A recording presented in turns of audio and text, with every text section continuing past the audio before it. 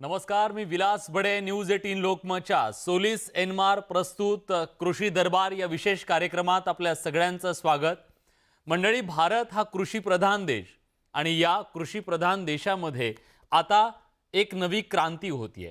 ही क्रांती होतीये ती शेतीमध्ये, कारण शेतीमध्ये आता तंत्रज्ञानाचा वापर दिवसागणिक वाढत चाललाय आणि या तंत्रज्ञानाच्या माध्यमातून शेतीचं उत्पन्न वाढतंय. शेती कात टाकतीये असं म्हटलं तर वावगं ठरणार नाही. पारंपरिक पद्धतीने आतापर्यंत भारतातली शेती होत आली, पण या देशामध्ये जी हरित क्रांती झाली त्या हरित क्रांतीच्या नंतर शेतीमधला तंत्रज्ञानाचा वापर हा वाढू लागलेला आहे आणि आता त्याची फळं सुद्धा आपल्याला दिसतात. देशातलं जे शेतीचं उत्पादन आहे ते उत्पादन आपल्याला वाढताना दिसतंय. त्याचा फायदा शेतकऱ्यांना होतोय, उत्पन्न सुद्धा वाढतंय आणि त्याचमुळे शेतीत घडणाऱ्या या बदलाबद्दल, आमूलाग्र बदलाबद्दल आज आपण चर्चा करणार आहोत, बोलणार आहोत कृषी दरबार या विशेष कार्यक्रमाच्या माध्यमातून. आपल्या सोबत याविषयी बोलण्यासाठी मान्यवर पाहुणे आहेत. आपल्या सोबत पंजाबराव देशमुख कृषी विद्यापीठाचे माजी कुलगुरू डॉक्टर शरद निंबाळकर सर आहेत. निंबाळकर सर, स्वागत आहे तुमचं.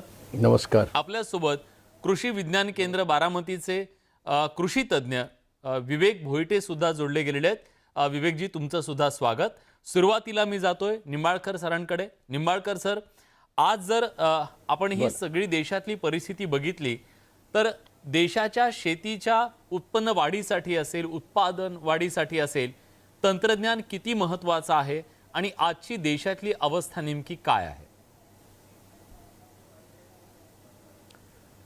ही देशाच्या अवस्थेच्या संदर्भात जर आपण विचार केला तर हरित क्रांतीचा जो पाया आहे तो 60-70 मध्ये घातला गेला. आणि त्या वेळेची परिस्थिती अशी विचित्र होती की आपल्याला PL480 पासून धान्य मिळायचं आणि तेव्हा आपण PDF मधून देशामध्ये धान्य पोहोचवायचो, अशी ही विचित्र परिस्थिती होती. परंतु हळूहळू या भाऊसाहेब पंजाबराव देशमुखांनी 1959 आणि 60ला जे 118 एकरावरचं प्रदर्शन दिल्लीमध्ये भरवलं आणि तिथे जागतिक कृषीची जी ओळख झाली, म्हणजे जवळपास 100 देशापेक्षा जास्त लोकांनी तिथे जो सहभाग घेतला, तिथून मात्र कृषी क्रांतीची मुहूर्तमेढ रोवल्या गेली आणि तिथून शास्त्रज्ञ असतील, शेतकरी असतील, या सर्वांनी त्यामधून विचार घेऊन या भारताची आजची परिस्थिती निर्माण झाली आहे असं जर मी म्हटलं तर फारसं वावगं ठरू नये. कारण हजारो लाखो लोकांनी ट्रॅक्टर पहिल्यांदा तिथे पाहिला 1959-60ला. 82 दिवसाचं ते प्रदर्शन होतं. म्हणजे हायकोर्टापासून पांडवाच्या किल्ल्यापर्यंतचं 118 किलो याच्यामध्ये पसरलेला एकरामध्ये तो. सांगायचा उद्देश असा की ही जी हरित क्रांतीची जी मुहूर्तमेढ आहे ही तिथे रोवल्या गेली आणि त्यानंतर मात्र मग हळूहळू PL480च्या संदर्भातलं आपलं अन्न, हे जे अन्न आहे कमी कमी व्हायला लागलं. आणि आज मात्र म्हणजे त्याच्यामध्ये मग भाऊसाहेब पंजाबराव देशमुख असतील, शिंदे साहेबांचा सहभाग त्याच्यामध्ये आहे, माननीय पवार साहेबांचा संबंध त्याच्यामध्ये आहे, सुब्रमण्यम साहेबांचा संबंध, या लोकांनी आणि स्वामीनाथन सारखे शास्त्रज्ञ, शेतकरी, या लोकांनी मात्र त्या दिवसापासून या तंत्रज्ञानाच्या संदर्भामध्ये होणारी जागतिक शेती पाहिल्यावर मनामध्ये जे बीजांकुरण, जे सीडिंग झालं, त्या सीडिंगचा फायदा आज आपल्याला 316 दशलक्ष अन्नधान्य हे आपण आज निर्माण करू शकतो. ज्या वेळेला 1952ला आपल्याकडे 52 दशलक्ष अन्नधान्य होतं, तिथून आज आपण इतके 6 पट अन्नधान्य. आणि आज सर्वात कमीत कमी म्हणजे किंमत आपण 4 रुपये, 3 रुपये, 2 रुपये आणि 1 रुपये किलोप्रमाणे आपण अन्नधान्य जवळपास 80 ते 85% लोकांना खाऊ घालू शकतो. अशी विपुलता आपल्या शेतकऱ्यांनी आणि आपल्या देशाच्या राजकारण्यांनी, नीतिधारकांनी आणि तंत्रज्ञानांनी याचा हा बदल मात्र असा झालेला आहे की आज आपण 100 देशांना अन्नधान्य पुरवतो. तांदूळामध्ये आज आपण जगामध्ये पहिले आहोत आणि अनेक बाबींमध्ये पहिला, दुसरा नंबर आपला आज आपण घेतो आहोत. ही मात्र अभिमानाची गोष्ट आहे शेतकऱ्यांच्या, शास्त्रज्ञांच्या, नीती निर्धारकांच्या. या खरंच या ठिकाणी गौरवास्पद आणि हा भाग आहे.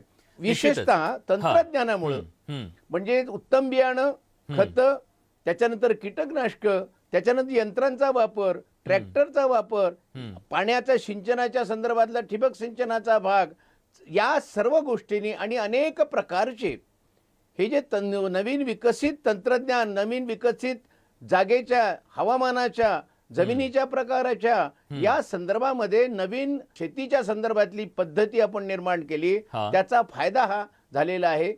सिंचनामध्ये झालेली वाढ जी आहे याचा फायदा फार मोठा झालेला आहे. कृषी विद्यापीठात 70च्या जवळपास आहे, त्यांनी केलेल्या संशोधनाचा भाग झालेला आहे. प्रायव्हेट ज्या कंपनीज आहेत त्यांनी मात्र केलेल्या संशोधनाचा भाग, या सर्वाचा सहभाग या देशाच्या आजच्या परिस्थिती म्हणजे स्वयंपूर्तता जी आहे, जे आपण परावलंबी होतो ते परावलंबत्व आपलं जाऊन या नवीन तंत्रज्ञानाच्या आधारे आणि मेहनतीच्या जोरावरती खऱ्या अर्थाने आज आपण सुबत्ता आणलेली आहे, मात्र कधी विसरून चालणार नाही. नक्कीच. मला भोयटे सरांना तेच विचारायचं आहे. भोयटे सर, शेतीमध्ये पेरणी आणि नंतर काढणी ह्या दोन महत्त्वाच्या बाजू असतात. या पेरणी आणि काढणीमध्ये तंत्रज्ञान किती महत्त्वाचं असतं आणि शेतकऱ्यांना त्या तंत्रज्ञानाचा किती फायदा झालाय? सर, हा खूप महत्वाची गोष्ट आज शेतकऱ्यांच्या दृष्टिकोनातून आहे.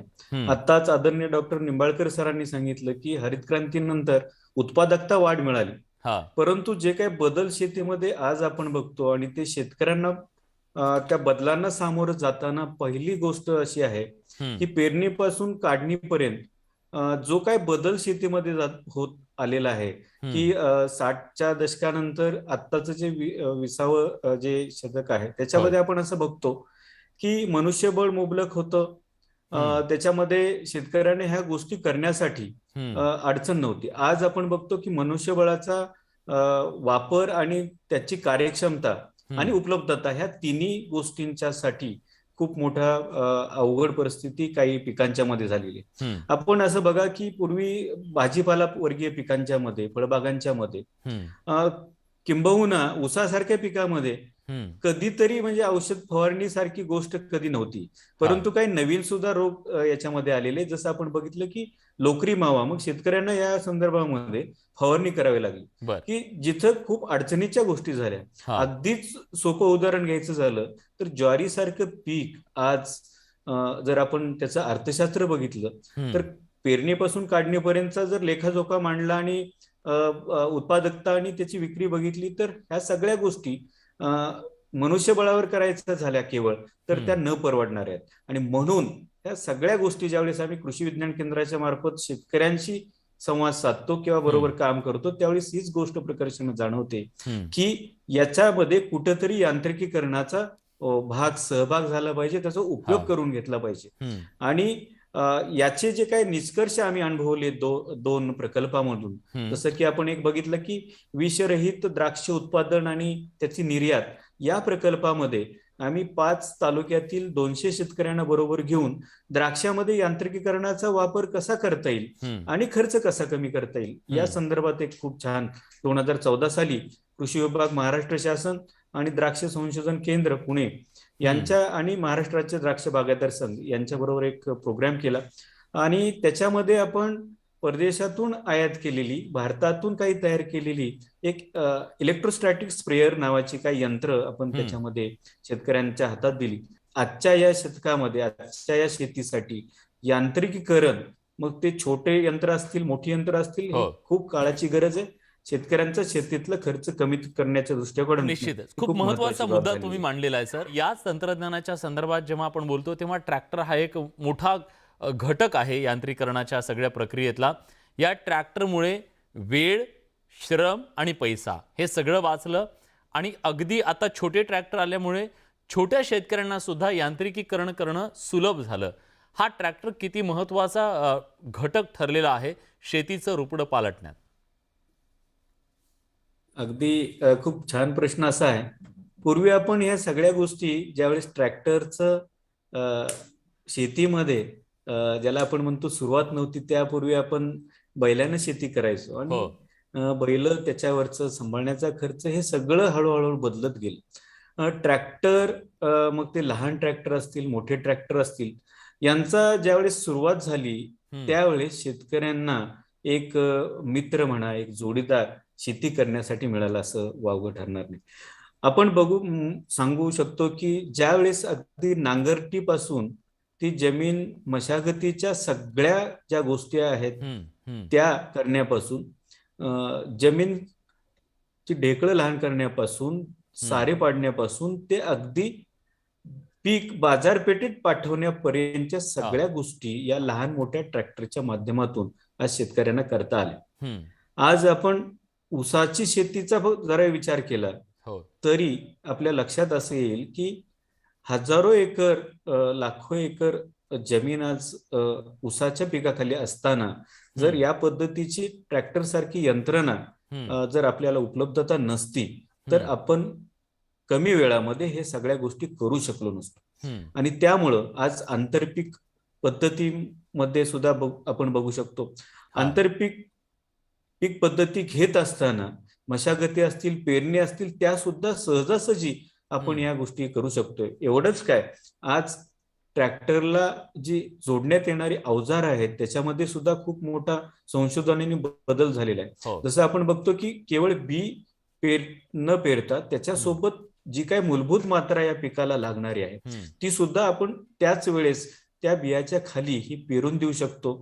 आणि ते पण मेजरेबल, म्हणजे आपण क्वांटिटी काढून आपण ती मात्रा त्या एकरामध्ये देऊ शकतो. हा एक शेतकऱ्यांसाठी एक मोठा एक बदल म्हणावा लागेल. सोलिस एन्मार प्रस्तुत कृषी दरबार या विशेष कार्यक्रमात आपण एक छोटासा ब्रेक घेऊया. ही चर्चा अशीच कायम राहणार आहे. कुठे जाऊ नका, पहा फक्त न्यूज 18 लोकमत.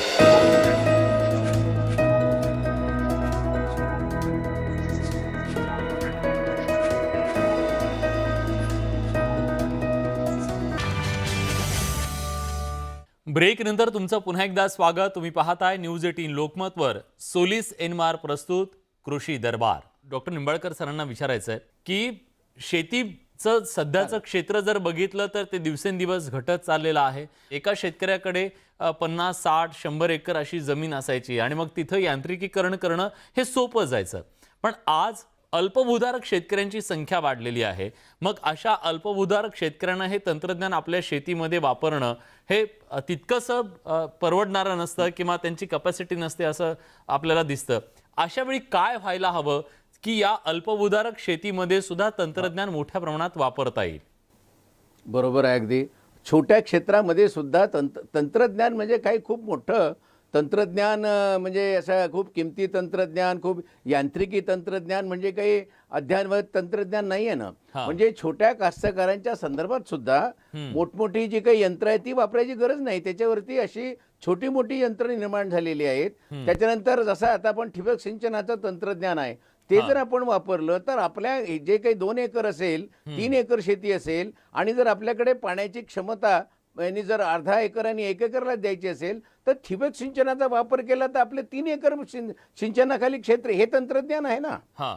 दुसरी गोष्ट अशी आहे की पाण्याचा वापर करण्याचं तंत्रज्ञान, बी बियाण्याच्या संदर्भातलं तंत्रज्ञान, अद्यावत चांगल्या प्रकारचं कृषी विद्यापीठाचं बियाणं जे सरळ वाणाचं बियाणं आहे ते 3 वर्षापर्यंत आपल्याला वापरता येते, हेही तंत्रज्ञान आहे. त्याच्यानंतर यामध्ये जशी की आपण सेंद्रिय शेतीचं म्हणतो तर कीटकनाशकांचा वापर न करता, फार मोठे फर्टिलायझरचे डोसेस न देता आपल्याकडचं असलेलं काडी कचरा कंपोस्ट त्याचं रिसायकलिंग करून त्याचं खात करून आणि ते आपल्या शेताला, हेही तंत्रज्ञान आहे ना. म्हणजे जसं आपल्याकडे छोटी मोठी तंत्रज्ञान आहेत, प्रत्येक एक गोष्ट अशी करता येऊ शकते की जर समजा अल्पभूधारक शेतकऱ्यांची संख्या मोठी असेल तर त्यांनी एकत्र येऊन गटशेती करावी आणि त्या गटाच्या माध्यमातून, फायनान्सच्या माध्यमातून आपण ट्रॅक्टर सारखे जे यंत्र आहे ज्याला मोठी इन्व्हेस्टमेंट लागते, समजा गुंतवणूक लागते, तर ती गुंतवणूक सगळ्यांमध्ये एकत्र घेऊन सुद्धा आपण आपली शेती यांत्रिकीकरणाच्या दिशेने घेऊन जाऊ शकतो. अगदी बरोबर आहे तुमचं म्हणण्याला, मी पूर्णतः सहमत आहे. याचं कारण असं की आता आपल्याकडे शेतकरी कंपनी निघालेली आहेत बऱ्याच ठिकाणी. म्हणजे आपण तो मार्ग किंवा गटशेतीचा आता आपण मार्ग अवलंबलेला आहे. आणि कस्टमाइज्ड सर्व्हिस जी आहे, कस्टमाइज सर्व्हिसच्या संदर्भातून सुद्धा मोठी यंत्र आपल्याला वापरता येऊ शकतात. कारण की आपला जसा आता छोट्या क्षेत्रावरती आपल्याला विशेषतः त्याचा वापर करता जरी आला नाही तर जरी आपली शेती एकत्र आली, गटशेती जर आपण केली, एक पीक एक तंत्रज्ञान याचा जर वापर केला तर आपल्याला त्या संदर्भामध्ये हा विषय सुद्धा आपल्याला, आणि कस्टमाइज आता मोठमोठे ट्रॅक्टर्स असतील, रोवणी यंत्र असतील.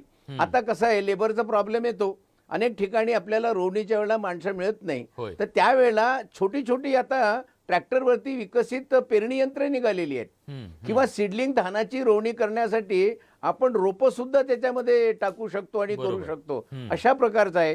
त्याच्यामध्ये 4 फणीचे आपल्याकडे हे आहेत म्हणजे ज्याला काय म्हणून उपकरणं आहेत की ज्यांनी आपण डवरा करू शकतो आणि अशा पद्धतीने छोटी मोठी तंत्रज्ञानाचा फवारणी करू शकतो. जसं संत्र्याचा बगीचा आहे किंवा फणसाचा बगीचा आहे, अशा अनेक आंब्याचा बगीचा आहे, याच्यामध्ये सुद्धा आपण या यंत्रांचा फवारणीसाठी उपयोग करू शकतो. असे गट एकत्र येऊन जर केली, आता काय होल्डिंग आपलं फार कमी झालेलं आहे महाराष्ट्रातलं, म्हणजे जवळपास 2 हेक्टरच्या खालचं होल्डिंग आहे आणि 80 ते 85% लोक हे कोरडवाहूची शेती करणारे आहेत. बरोबर. तर त्या ठिकाणी या तंत्रज्ञानांचा एकत्रीकरण करून जर केलं, त्यांनी काय होईल की खताची म्हणजे आपलं इनपुटची कॉस्ट कमी होईल. बरोबर. म्हणजे जर एकत्र आपण जर खतं मागितलीत, एकत्रित जर आपण शेतीची मशागत केली, एकत्रित जर फवारणी केली, तर यामध्ये जो वैयक्तिकरित्या जो जास्ती होणारा खर्च आहे तो अत्यंत कमी होईल आणि त्याच्यामध्ये इनपुट कॉस्ट हे कमी होते. म्हणजे या यांत्रिकीकरणाचा एकच उद्देश आहे की तुमची प्रॉफिटेबिलिटी आणि एफिशियन्सी ही वाढली पाहिजे. मला तेच विचारायचं भोयटे सरांना. भोयटे सर, जेव्हा आपण तंत्रज्ञानाच्या बद्दल बोलतो तेव्हा स्वाभाविकपणे मग भांडवली गुंतवणूक करायची आहे समजा त्याच्यामध्ये. हे भांडवली गुंतवणूक करण्याची क्षमता शेतकऱ्यांची बऱ्याचदा नसते. मग सरकारी पातळीवरून त्याला जर हातभार मिळाला, बँकांकडून त्याला तशा प्रकारचा आर्थिक हातभार मिळाला तर तो ते करू शकतो. मग अशा वेळी शेतकऱ्यांनी काय करावं? त्यांच्याकडे काय ऑप्शन्स आहेत? तशी मदत मिळते का शेतकऱ्यांना? हा एक खूप महत्वाचा मुद्दा आहे. डॉक्टर निंबाळकर सरांनी सांगितलं की अगदी नांगरटीपासून हार्वेस्टिंग पर्यंत सगळी उपलब्धता आहे, परंतु शेतकऱ्यांची तेवढी क्षमता नाही. अशा वेळी आम्ही ऍग्रिकल्चर डेव्हलपमेंट ट्रस्ट संचलित कृषी विज्ञान केंद्रानं या संदर्भात गेली 10 वर्षापासून आपण अवजार बँक, इम्प्लिमेंट बँकेचा एक प्रकल्प आपण राबवला, ज्याच्यामध्ये शेतकरी उत्पादक कंपनी किंवा शेतकरी मंडळ किंवा शेतकरी गटानं याच्यामध्ये पुढाकार घेतला आणि वेगवेगळ्या तालुक्यामध्ये आपण अशी शेतकरी मंडळ तयार केलेली आहेत, ज्याच्यामध्ये नाबार्ड बँक असेल, कृषी विभाग, महाराष्ट्र शासनाच्या काही स्कीम आहेत आणि कृषी विज्ञान केंद्र यांनी एकत्रित येऊन या अवजार बँकेची स्थापना केली. मला सांगायला आनंद असा वाटतो की आज वेगवेगळ्या म्हणजे भोर तालुक्यामध्ये, या पुरंदरमध्ये किंवा इंदापूर बारामती तालुक्यामध्ये अशा पद्धतीची इम्प्लिमेंट्स बँक शेतकरी मंडळांनी उभी केलेली आहेत, ज्याच्यामध्ये अगदी प्लाव म्हणजे नांगरापासून रोटावेटर, मळणी मशीन पर्यंत ही सगळी अवजारं त्या एका ठिकाणी त्या मंडळाचे असतात. खूप चांगल्या पद्धतीनं ही अवजार बँक संकल्पना आज कोरडवाहू भागामध्ये सुद्धा जळगाव सुपेसारख्या वेळ खूप कमी आहे. तुम्ही खूप महत्वाचा मुद्दा सांगितला अवजार बँकेच्या बद्दलचा. मला शेवटचा प्रश्न विचारायचा आहे निंबाळकर सरांना. निंबाळकर सर, गट शेती किंवा अनेक लोकांनी एकत्र येऊन केलेल्या प्रयत्नांना सरकारकडून मदत मिळते, पण कदाचित आपला हा कार्यक्रम जे छोटे शेतकरी बघत असतील, या छोट्या शेतकऱ्यांच्यासाठी इंडिव्हिज्युअल लेवलला, वैयक्तिक लेवलला बँकांकडून, सरकारच्या कुठल्या योजनांमधून अशा प्रकारचं तंत्रज्ञान खरेदी करण्यासाठी आर्थिक सहायता मिळू शकते का? हो, याची आर्थिक सहायता मिळते आणि म्हणूनच आता त्यांनी सेंट्रल गव्हर्नमेंटची सुद्धा स्कीम त्यांनी काढलेली आहे, DPT या नावाची, म्हणजे डायरेक्ट बेनिफिट ट्रान्सफर. म्हणजे मशिनरी घेण्यासाठी किंवा ह्या संदर्भामध्ये जिथे पैसा लागतो, जिथे अवजारं घ्यायची आहे, जशी अवजार बँक आहे, तर या अवजार बँक सुद्धा याचा फायदा घेतात. फक्त हे कसा फॉर्म भरायचा, त्याच्यामध्ये ज्या प्रोसेसेस आहेत आणि बँकांनी त्या याचं जे सहजरित्या त्यांना जे मार्गदर्शन पाहिजे त्याचा मात्र अभाव आहे. आणि हा जर सरकारच्या स्कीम्स आहेत ते मोठी माणसं घेतात, लहान माणसापर्यंत ते पोहोचत नाही कारण त्यांना माहिती नाही. म्हणजे या संदर्भातला हा जो भाग आहे की knowledge is there but adoption is minimum. म्हणजे त्याचं अडॉप्शनसाठी जे एक्सटेन्शन सर्व्हिस पाहिजे, जे ज्ञान संवर्धनाच्या तर ही जर मोहीम राबवली तर याचा फायदा सरकारच्या स्कीम्सचा या संदर्भामध्ये लोकांना होऊ शकतो, छोट्या कास्तकाराला सुद्धा होऊ शकतो. नक्कीच. आणि उद्देश हाच आहे सर, उद्देश हाच आहे. हा कृषी दरबार कार्यक्रम आम्ही घेण्याचा उद्देश हाच आहे की या छोट्या शेतकऱ्यांच्या पर्यंत जी माहिती नाही, त्या माहितीचा जो अभाव आहे, तंत्रज्ञानाचे फायदे आहेत, हे सगळे त्यांच्यापर्यंत जावेत आणि त्याच्याबद्दलचं विचारमंथन व्हायला हवं. म्हणून न्यूज 18 लोकमतच्या माध्यमातून आम्ही हा कृषी दरबार भरवला. या दरबारातून न्याय निवाडा होणार आहे. न्याय निवाडा शेतकऱ्यांच्या मूलभूत प्रश्नांच्या संदर्भातला. आणि आज या चर्चेमध्ये आपण आलात, खूप मूलभूत अशी माहिती तुम्ही, उपयुक्त अशी माहिती दिलीत, त्याबद्दल मी दोन्ही पाहुण्यांचे मनापासून आभार व्यक्त करतो. आणि आपण ऐकलं की आज शेतीमध्ये हे बदल होणं अतिशय गरजेचं आहे. शेतीमध्ये खूप मोठ्या अशा संधी आहेत आणि त्या संधी आपण तंत्रज्ञानाच्या माध्यमातून शोधत शेतीचा विकास, शाश्वत विकास करणं शक्य आहे. त्याच्यासाठी गरज आहे ते म्हणजे ज्ञानाचं आदान प्रदान होणं आणि या शेतकऱ्यांना आर्थिक मदतीचा हात देणं. या विशेष कार्यक्रमात आज आपण इथेच थांबतोय. ताज्या घडामोडींसाठी बघत रहा न्यूज 18 लोकमत.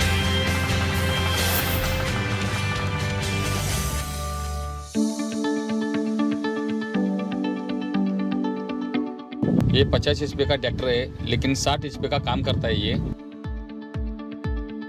जे आम्हाला प्रेशरवर जे काम करतात आणि याच्यामध्ये रिव्हर्स गिअर असल्यामुळं या ट्रॅक्टरमध्ये सगळ्यात महत्वाचा एकच पार्ट असा वाटला आम्हाला, इंजिन बद्दल चांगला